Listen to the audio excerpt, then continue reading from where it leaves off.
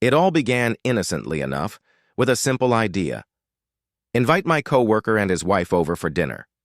At the office, I had been working closely with Daniel, a sharp and reliable colleague whose opinion carried weight with our department head. A major project was on the horizon, and I wanted to cement a stronger bond with him outside of work. In my mind, a relaxed evening at home would be the perfect opportunity. Good food, warm conversation, and perhaps the start of a lasting friendship that extended beyond office walls. When I suggested the idea to my wife, "Emily," she paused for a moment, her fork hovering just above her plate. I remember noticing the hesitation, though at the time, I brushed it off as nothing more than tiredness after a long day. "Dinner with your coworker?" she asked, tilting her head slightly. "Which one?" "Daniel," I replied, pulling out my phone and scrolling through my messages. "You know, the one I told you about, the guy who came up with that brilliant proposal last month. He's sharp. I think having him over could really help me with this next project." Emily nodded slowly, then forced a smile. "Of course. That sounds nice." It wasn't the enthusiastic response I had expected. Normally, she loved hosting. She'd always been the more social one, the person who could transform even the simplest gathering into something memorable. But this time, her agreement seemed reluctant, almost guarded. Still, she didn't object, and I was too focused on the potential professional benefits to read too deeply into her tone. Over the next few days, Emily helped me prepare. She suggested dishes, made a shopping list, and even picked out a bottle of wine she thought might pair well with dinner. Yet there was a subtle distance in her efforts, as if she were going through the motions rather than genuinely enjoying the process. I chalked it up to stress. Her own job had been demanding lately, and I assumed she was simply preoccupied.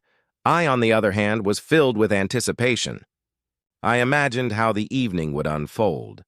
Daniel laughing at my jokes, his wife complimenting Emily's cooking, the four of us sharing stories that would blur the line between colleagues and friends. A successful dinner, I told myself, would open doors, not just for my career, but also for a deeper sense of community. On the morning of the dinner, Emily asked me twice what time they were arriving, her voice quieter than usual. I reassured her that it would be a casual evening, nothing to stress about. She nodded, but her eyes seemed clouded with a thought she wasn't ready to share. I leaned down, kissed her forehead, and promised, "It's just dinner. It'll be fine." At that moment, I had no idea how wrong I was. To me, it was simply a dinner plan, a small step toward professional success. But for Emily, it was something far heavier, something I wouldn't understand. Until it was far too late, the evening air carried a crisp coolness as I lit the candles on the dining table and adjusted the plates for the 5th time. Everything was set. The roast was resting in the oven, the appetizers were neatly arranged on a tray, and the living room was spotless. Emily had moved quietly around the house all afternoon, checking on details with a kind of mechanical precision. Her smile came and went, practiced and polite, but I could sense a heaviness beneath it. Still, I convinced myself that once our guests arrived, the warmth of company would ease her nerves. At exactly 7, the doorbell rang. I felt a rush of adrenaline. This was it, the moment I had been anticipating all week. I hurried to the door with Emily a step behind me. When I pulled it open, Daniel stood there with his usual broad grin, a bottle of red wine in one hand. Beside him was his wife, a woman I had only heard about in passing during office small talk. She was elegant, dark hair falling in soft waves over her shoulders, a striking presence that drew attention without effort. "Mark." Daniel greeted warmly, clasping my hand. "Hope we're not too early?" "Not at all," I said, matching his enthusiasm. Come in, come in." As I stepped aside, I glanced back at Emily, eager for her to meet them. But the moment her eyes landed on Daniel's wife, her entire body seemed to falter. She froze in place, her face draining of color as though she had just seen a ghost. Her lips parted slightly, but no words came out. For a heartbeat too long, the room was silent. Daniel's wife smiled politely and extended her hand. "Hello, I'm Claire," she said, her voice smooth, practiced. Emily didn't move at first. I felt a wave of discomfort ripple through the air. Finally, Emily forced herself to step forward, her hand trembling as she reached out. Emily, she whispered, her tone almost inaudible. Their eyes met, an unspoken recognition flashing between them that I couldn't interpret. Daniel, oblivious to the shift, laughed lightly. Thanks for having us. Smells incredible in here. He stepped further inside, chatting as though nothing was wrong, but I couldn't shake the chill that ran through me at Emily's reaction. She had frozen so completely, so visibly, that I knew it wasn't just a fleeting awkwardness. There was something deeper, something unsaid. As I led them into the living room, I stole glances at my wife. She kept her distance, her shoulders tense, her smile forced in a way only I would notice. Claire, meanwhile, seemed perfectly composed, taking in the decor and complimenting the table setting. If she noticed Emily's unease, she gave no sign of it. Inside, I tried to rationalize. Perhaps Emily was simply anxious about hosting. Maybe she was overwhelmed, tired, or nervous about making the right impression. But a nagging doubt gnawed at me. This was more than just nerves. The way she had frozen, the way her hand trembled in Claire's. There was history here, a history I didn't yet understand. And as the evening began to unfold, that unspoken past hovered in the air, invisible yet suffocating, threatening to unravel everything I thought I knew. The first 20 minutes of the evening should have been easy. Small talk over appetizers, laughter at light anecdotes, and the comfortable rhythm of hosts and guests easing into familiarity. Instead, the room carried a tension so delicate yet so heavy that I could almost hear it pressing against the walls. Emily moved in and out of the kitchen like a shadow. She offered cheese and crackers with a stiff smile, refilled glasses of sparkling water, and excused herself more often than was necessary.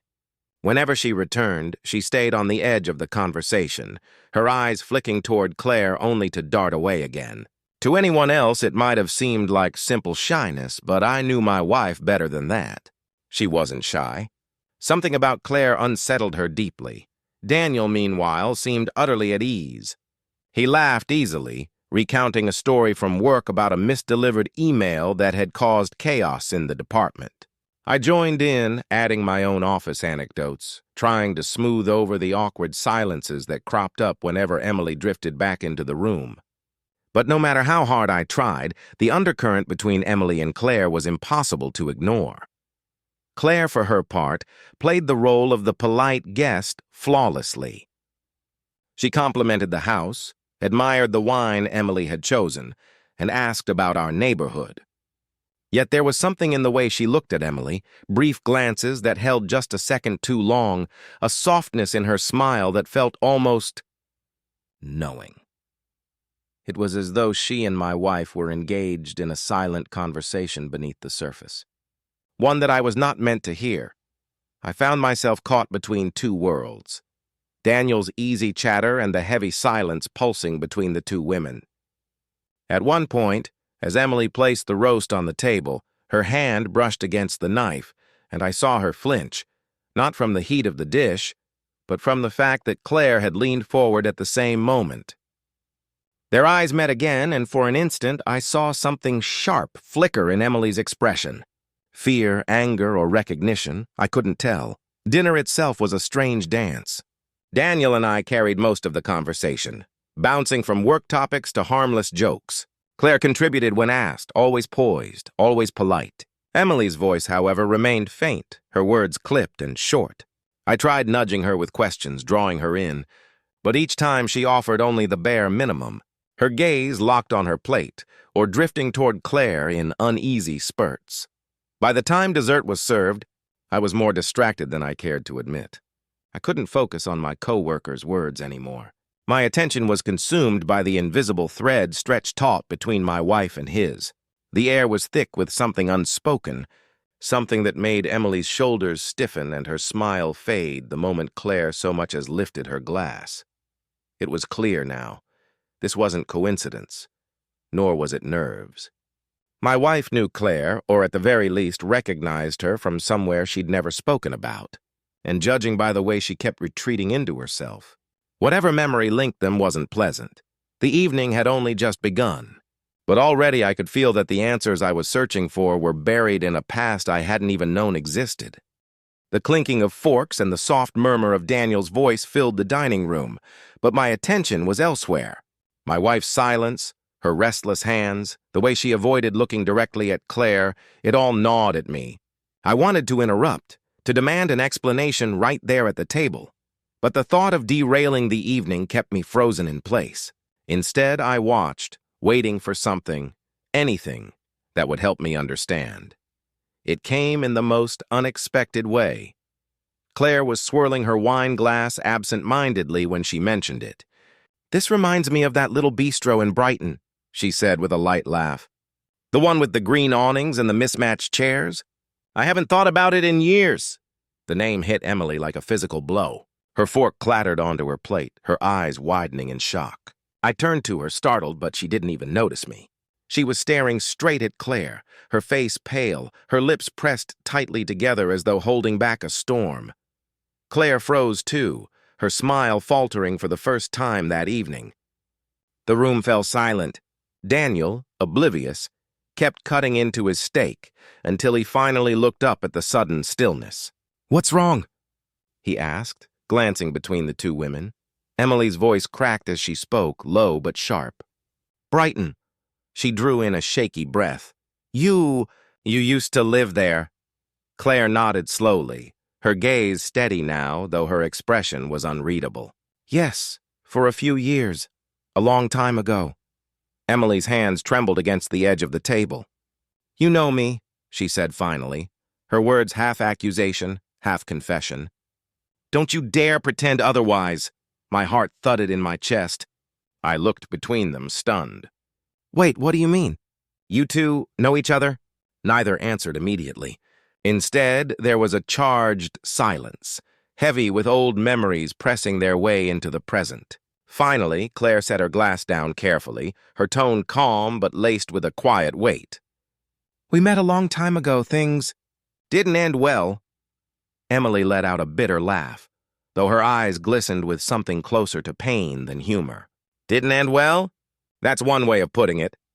I leaned forward, confused and impatient. "Emily, what's going on? Who is she?" For a long moment, my wife didn't answer.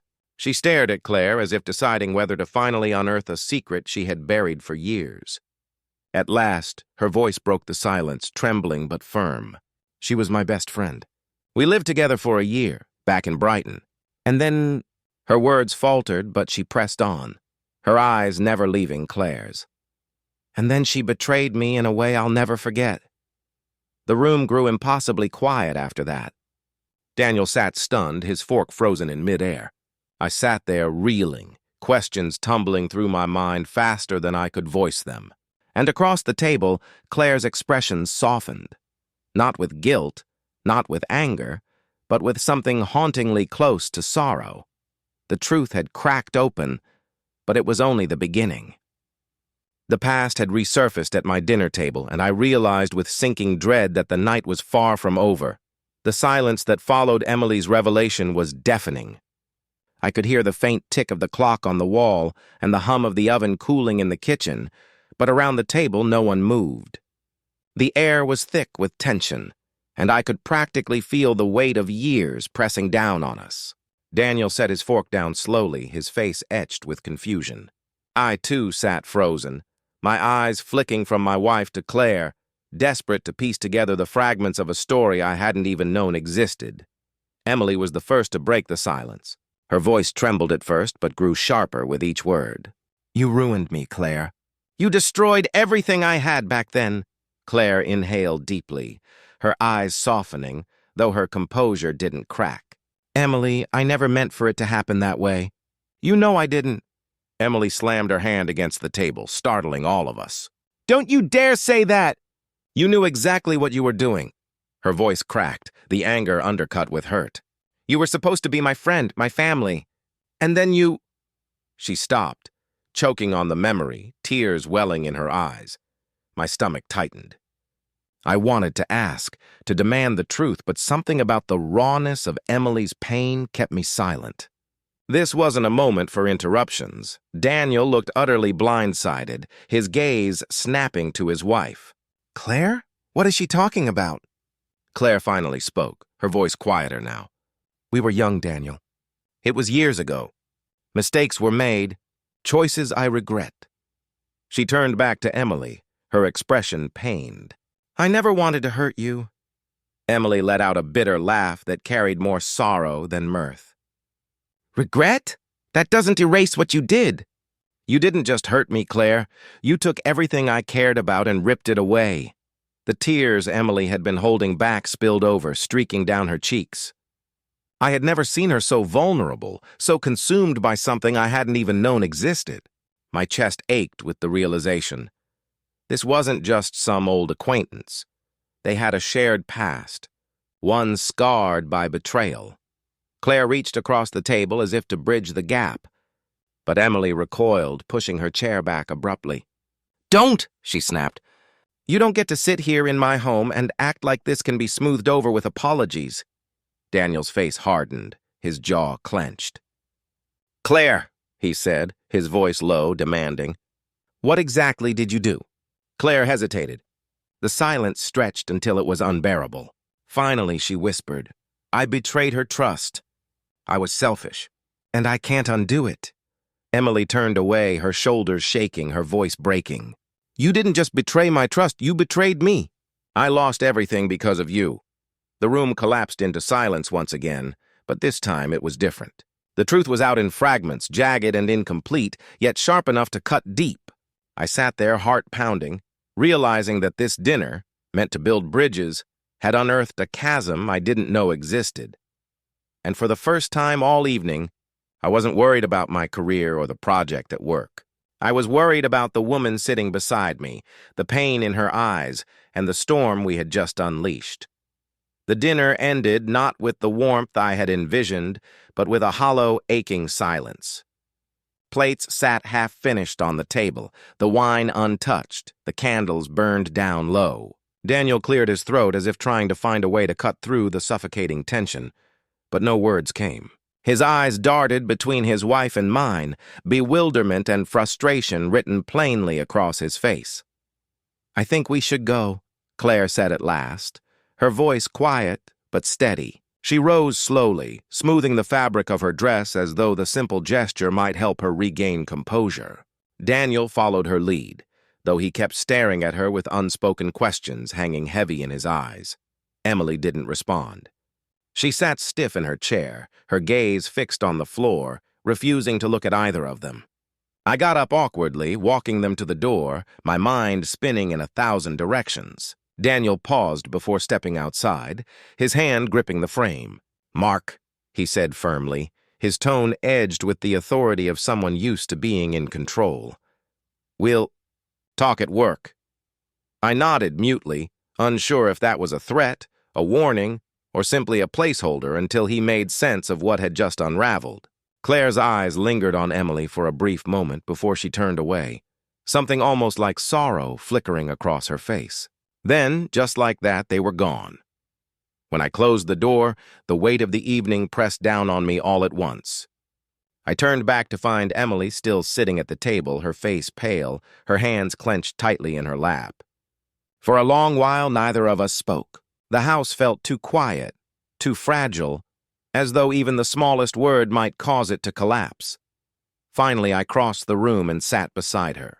Emily, I said softly, and please, tell me what happened. What did she do to you? Her eyes shimmered with unshed tears. She shook her head, biting her lip as though the words hurt too much to release. When she finally spoke, her voice was heavy with years of pain. She took something from me, someone I loved. She swallowed hard, her shoulders trembling. And when it all came crashing down, I was the one left broken. She just walked away. The pieces clicked together slowly, painfully. This wasn't just a casual betrayal. It was something that had shaped my wife, carved scars into her long before I had met her. The thought that she had carried this pain silently without ever sharing it with me stung deeply. I reached for her hand, and this time she didn't pull away. You don't have to carry it alone anymore, I whispered. Not with me. Emily finally looked at me then, her eyes raw but searching. There were no easy answers, no neat resolutions. The past couldn't be erased, and the damage from tonight couldn't be undone. But as we sat there side by side, I realized that this dinner, intended to open professional doors, had instead opened a wound I hadn't known existed. Whether it would fester or finally begin to heal depended on what we did next. For now, all I could do was hold her hand and hope that, in the ruins of the evening, we could begin to rebuild something stronger.